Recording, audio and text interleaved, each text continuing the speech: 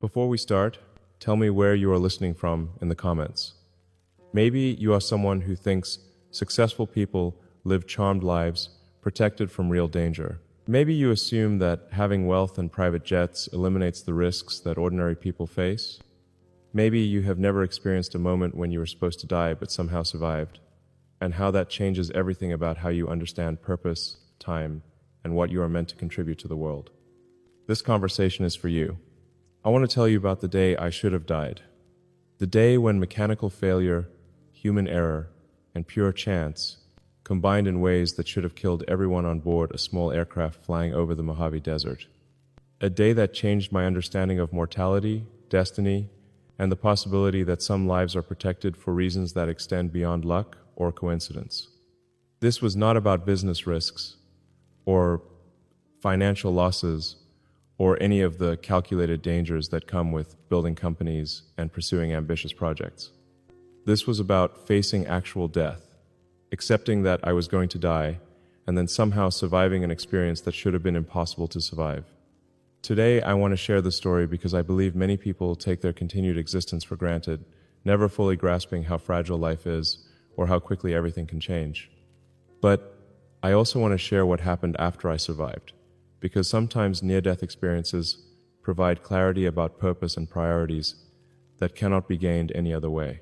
This experience forced me to confront questions about why I am still alive, what I am supposed to accomplish with the time I have been given, and whether survival creates obligations that extend beyond personal success and happiness. The crash changed my relationship with risk, with time, with fear, and with the possibility that consciousness and purpose operate according to principles that exceed rational understanding. It taught me that some experiences cannot be explained, but can nevertheless transform how you see your life and your responsibilities to the world. It was February 14th, 2008, and I was flying from Los Angeles to Las Vegas in a small Cessna Citation with 3 other passengers, 2 SpaceX engineers, and a potential investor who was considering a significant contribution to our funding round.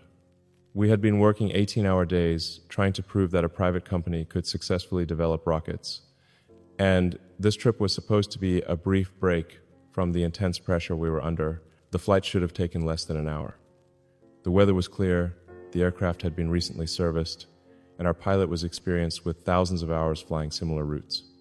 Everything seemed routine as we took off from Van Nuys Airport and climbed toward our cruising altitude. But 20 minutes into the flight, while we were crossing the Mojave Desert at 8,000 feet, something went catastrophically wrong with our aircraft's electrical system. The first indication of trouble was when all the instrument lights on the control panel began flickering erratically, followed by complete failure of the navigation and communication systems. Our pilot, Captain Rodriguez, immediately began troubleshooting procedures while trying to maintain control of the aircraft. But within minutes, it became clear that we were facing multiple system failures that were cascading in ways that made normal flight operations impossible. The engine began losing power intermittently, causing the aircraft to shudder and lose altitude unpredictably. The flight controls became increasingly unresponsive, requiring enormous physical effort just to keep the plane level. Most terrifyingly, we had lost all radio contact with air traffic control and had no way to navigate or call for help. Captain Rodriguez announced that we needed to find a place to land immediately, but looking out the windows, all we could see was empty desert stretching to the horizon in every direction. No airports, no roads, no flat areas large enough for an aircraft to land safely. As we continued losing altitude and engine power, the reality of our situation became impossible to ignore. We were going to crash in the middle of nowhere, with no way to communicate our location to potential rescuers, and virtually no chance that anyone would survive the impact. I had faced business failures, public criticism, and financial crises that had seemed devastating at the time, but nothing had prepared me for the experience of accepting that I was going to die within the next few minutes, that my children would grow up without their father, that the companies I had built would continue without me, that all my plans and projects and dreams would end abruptly in the Mojave Desert. What surprised me most was how calm I became once I accepted the inevitability of our crash.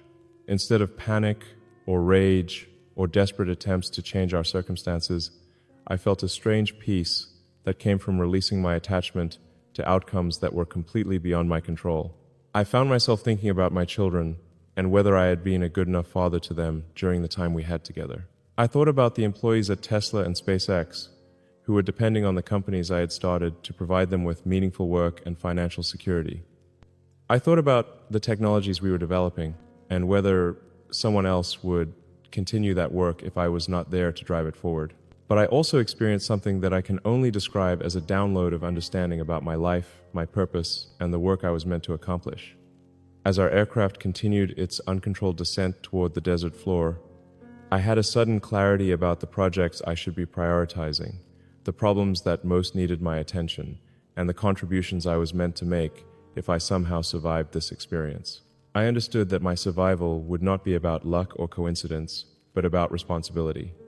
That being given additional time would create obligations to use that time in ways that served purposes larger than my own interests and ambitions. With less than 2 minutes before impact, Captain Rodriguez spotted what appeared to be a dry lake bed about 3 miles ahead of us.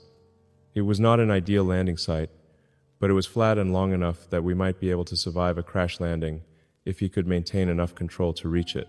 Using every bit of his skill and experience, Captain Rodriguez managed to guide our failing aircraft toward the lake bed while our engine continued to sputter and lose power. The flight controls were so unresponsive that it took both his hands and feet working together just to make small adjustments to our trajectory. We approached the lake bed at a steep angle and much higher speed than would be safe for a normal landing. Captain Rodriguez warned us to brace for impact and prepare for the aircraft to break apart when we hit the ground. The crash itself was violent and terrifying. We struck the hard-packed earth at over 100 miles per hour, bounced twice, and skidded for several hundred yards before the aircraft finally came to rest. The impact was so severe that I was sure we were all dead, even though I was still conscious and could hear the sounds of twisted metal settling around us. But somehow, impossibly, we were all alive, injured, shaken, and trapped in a damaged aircraft in the middle of the desert, but alive when we should have been dead. The aircraft's fuselage had cracked, but had not broken apart completely. The landing gear had collapsed, the wings were severely damaged, and every window was shattered, but the passenger compartment had remained intact enough to protect us from fatal injuries. Captain Rodriguez had suffered a broken arm and possible internal injuries. One of the SpaceX engineers had a concussion and several broken ribs. The potential investor had a dislocated shoulder and cuts from flying glass. I had a separated shoulder and various bruises, but was otherwise uninjured. We were stranded in the middle of the Mojave Desert with no working radio, no way to signal for help, and injuries that required medical attention. But we were alive when every rational calculation suggested we should have been dead. We spent the next 6 hours waiting in the wreckage, while our families and colleagues realized we were missing and organized search efforts. The temperature in the desert was over 100 degrees, we had limited water, and some of our injuries were becoming more serious as time passed. But during those hours of waiting, I experienced a profound sense of gratitude and purpose that I had never felt before. I was grateful not just for surviving, but for being given additional time to complete work that suddenly felt more important and urgent than it had before the crash. I spent those hours thinking about the projects at Tesla and SpaceX that had seemed challenging but not critical, and recognizing that they were actually essential pieces of larger purposes that I had not fully understood before facing death. I realized that sustainable transportation and multiplanetary life were not just interesting business opportunities, but technologies that could determine whether human civilization survived the challenges it would face in the coming decades. I understood that the urgency I had felt about these projects was not just entrepreneurial ambition, but intuition about their importance to humanity's future that had been confirmed by my near-death experience. When we were finally rescued by a search helicopter that had been dispatched from Edwards Air Force Base, I felt like I was being given a second life rather than just continuing the life I had before. That my survival created obligations to use my remaining time more purposefully and effectively than I had been using it. The physical recovery from the crash took several months. My separated shoulder required surgery, and I had to rebuild strength and mobility that had been lost during the healing process. But the psychological and spiritual impact of the experience was immediate and permanent. I became much more conscious of how I was spending my time, and whether my daily activities were aligned with the larger purposes I had understood during those moments when I thought I was going to die. I started making decisions based on long-term significance rather than short-term profitability or convenience. I began prioritizing projects that could have meaningful impact on important problems, even when those projects seemed risky or difficult. Most importantly, I developed a different relationship with failure and setbacks. Having faced actual death and survived, business challenges and public criticism seemed much less threatening. I became more willing to take risks and pursue ambitious goals because I had learned that the worst possible outcome, death, was something I could face with peace and acceptance. The crash also changed my understanding of time and urgency. Before the accident, I had operated with the assumption that I would have decades to accomplish my goals and that there was always time to delay difficult decisions or postpone important projects. After the crash, I became acutely aware that time is limited and unpredictable, that opportunities can disappear without warning, and that delaying important work because it seems challenging or risky is actually the greatest risk of all. I started working with increased intensity and focus, not because I was anxious about death, but because I was grateful for the time I had been given and wanted to use it as effectively as possible. The experience also gave me a different perspective on legacy and what it means to leave something meaningful behind. Before the crash, I had thought about success primarily in terms of personal achievement and financial outcomes. After the crash, I began thinking about success in terms of contribution to problems that would still matter long after I was gone. Technologies that could help humanity become a multiplanetary species, transportation systems that could reduce environmental damage, innovations that could improve life for people I would never meet. This shift in perspective made work more meaningful and satisfying, but it also created pressure to accomplish more in less time. I became impatient with activities that did not serve larger purposes and more demanding of myself and others when it came to execution and results. The crash had one more unexpected consequence. It made me more open to the possibility that consciousness and purpose operate according to principles that exceed rational understanding. The fact that we survived an accident that should have killed us, that Captain Rodriguez was able to maintain enough control to reach the lakebed despite multiple system failures, that the aircraft held together just enough to protect us during impact, seemed like more than coincidence. I began to consider the possibility that some lives are protected because they have work to complete, that survival sometimes creates obligations rather than just providing relief, and that near-death experiences can provide guidance about purpose that is not available through ordinary consciousness. This does not mean I believe in supernatural intervention or predetermined destiny, but it does mean I am more open to the possibility that reality includes dimensions of meaning and purpose that exceed what materialist science currently acknowledges. The crash taught me that survival is not guaranteed, that life can end without warning, and that the time we have is both precious and uncertain. But it also taught me that facing death can provide clarity about life, that accepting mortality can reduce fear about failure, and that understanding how quickly everything can change can motivate you to use your time more purposefully. 17 years after the crash, I still think about that day regularly, not because I am traumatized by the experience, but because it provides perspective on current challenges and guidance about priorities. When I am struggling with difficult decisions or feeling overwhelmed by the scope of problems I am trying to solve, I remember the clarity I felt during those moments when I thought I was going to die. I remember the understanding I had about which projects really mattered and why urgent action was necessary. When I am facing criticism or setbacks that feel discouraging, I remember that I have already faced the worst possible outcome and discovered that it was something I could accept with peace. That knowledge makes other challenges feel manageable by comparison.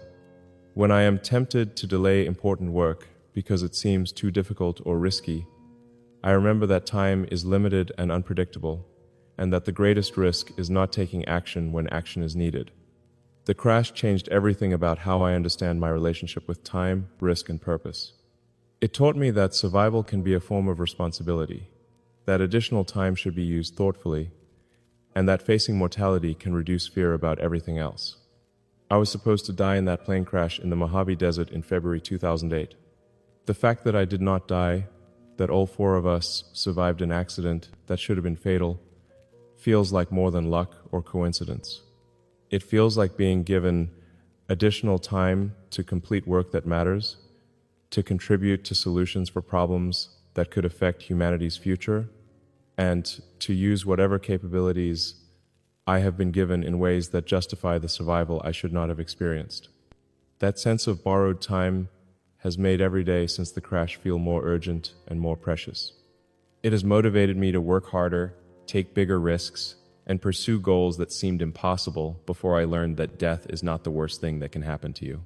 The worst thing that can happen is wasting the time you have been given, failing to contribute to important work when you have the capability to help, and reaching the end of your life knowing that you could have done more with the opportunities you were provided.